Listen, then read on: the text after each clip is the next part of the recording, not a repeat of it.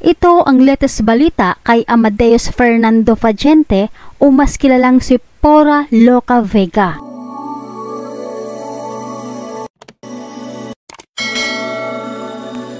Sa kabila ng sunod-sunod ng pagdeklarang persona non grata kay Pora Loca Vega sa iba't ibang lalawigan ng Pilipinas, hindi pa rin ito nagpapatinag, tila mas lalo pa nitong pinainit ang sitwasyon.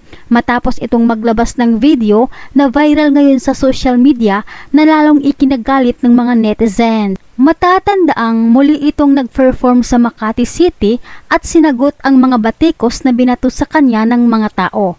Anya sa kanyang pahayag, lahat tayo makasalanan, hindi tayo perpekto at sabay pang sabi na, huwag mong gawin sa iba kung ayaw mong gawin sa'yo. Huwag mong gawin sa kanya kung ayaw mong gawin sa'yo. At golden rule daw di umano ito. Matapos bitawan ang mga katagang ito ni Pora Loca Vega, nagpalakpakan at naghihiyawan ang mga madla. Tila proud pa sila sa ginawa ni Pora Loca Vega. Matatandaan ang huling nagdeklarang persona non grata sa kanya ay ang probinsya ng Bohol, Surigao City, Mandawi City at Talisay City.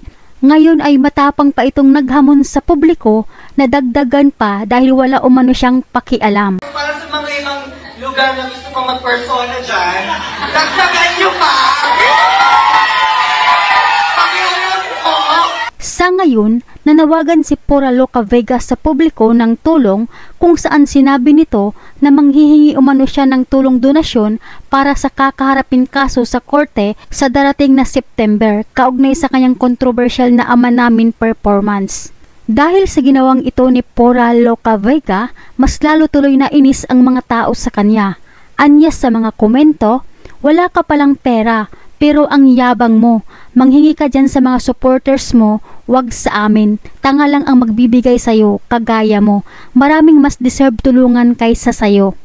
Tama ka, lahat tayo makasalanan, pero mas malala yung sa'yo dahil binastos mo ang Diyos, binastos mo ang panalangin na turo ng Panginoon. Sagradong panalangin sobra mong binastos, kaya wag mong ihalin tulad ang kabastusan mo sa iba. Hipokrito ka, may papayo-payo ka pa pero di mo naman ginawa, tanga lang, walang perpekto, tama ka. Sa tingin mo, tama pa ba yung pinaggagawa mo? Tama pa ba yung pinagsasabi mo? Baka iiyak ka sa huli.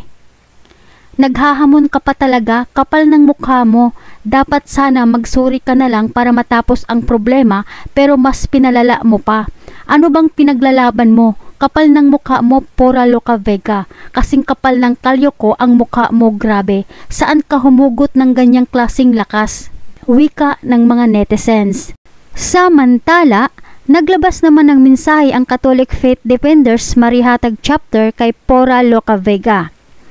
Pora Loca Vega, persona non grata ka man sa 12 cities at municipalities, welcome ka pa rin dito sa confession box, wika ni Father Marceleno. Ikaw kabayan, ano naman ang masasabi mo? Pakikomento ang iyong saloobin, salamat at palagi po tayong mag-ingat.